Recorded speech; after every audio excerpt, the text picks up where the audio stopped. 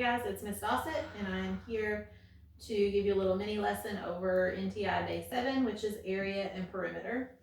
If you'll read the top of the page, it has a nice definition for both of those words. This is mostly third grade content that we've just been reviewing a little bit in fourth grade.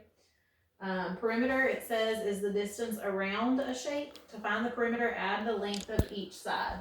So my little clue there is that it's the outside edges of perimeter. And I always like to think about a soldier guarding the perimeter of a fort.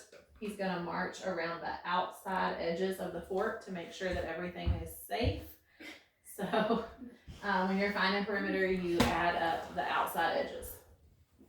And then at the top, it tells you the definition for area is the number of square units that can fit inside a shape. So your clue for area is inside. To find the area, you can count the square units inside a shape, or you can multiply your length of the shape times the width of the shape. For these problems, you're going to find both the perimeter and the area. And make sure you're aware that the worksheet is front and back, so you'll have to do both sides for day 7. The first side has the squares drawn in for you, and the second side, you do use the same formulas, but there's no squares drawn in for you. So I'm going to look at number 1 with you. Number 1 has a figure that looks like this, and when we go to find the perimeter, we're going to count the outside edges. So this one has 1, 2, 3. So we've got 3. 1, 2, 3, 3, 1, 2, 3, 3. Jack, be quiet.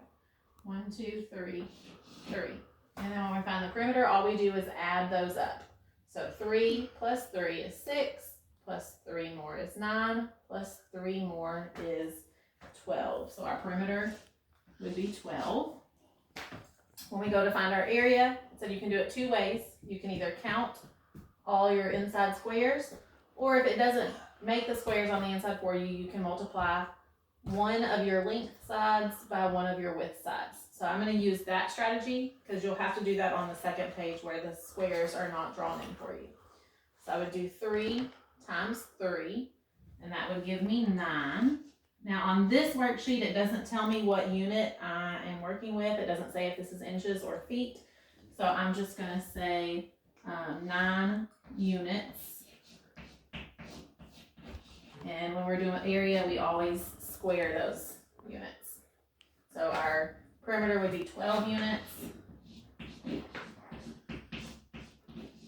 And then the area is 9 square units. I'm going to go ahead and flip to the back and show you how we could do one without the squares drawn in. So I'm going to scoot to the side a little bit. It has a rectangle this time that is 12 centimeters by 5 centimeters. One common mistake that I see kids making when they do their perimeter, because this side's not labeled, they'll forget and leave that side off, or they'll forget and leave this side off. Think about if you're fencing in a yard for a dog and you only do the top and the side, your dog's going to be able to get out over here. So you want to make sure, even though these aren't labeled, not to leave them off. So this side, we can tell, is the same length as this side. Even though it's not labeled, I'm going to know that it's also 12 centimeters. And then this side and this side are the same. So even though it wasn't labeled, I know that it's 5 centimeters. So if I'm going to add those up, I would do 12 plus 12 is 24. 5 plus 5 is 10. Then I can do 24 plus 10, and that would give me 34 centimeters. That problem did give me the unit, so I just have to label it as centimeters. For the area, there's no squares that I can count, so I'm going to have to use my formula of length times width. So I'm going to say 12 centimeters times 5 centimeters. 12 times 5, guys.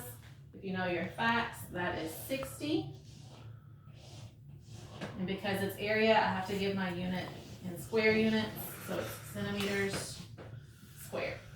And there you have an example for the front of the page and the back of the page on day 7. Hope you guys are still doing well. I miss you, but we will see each other soon. Bye.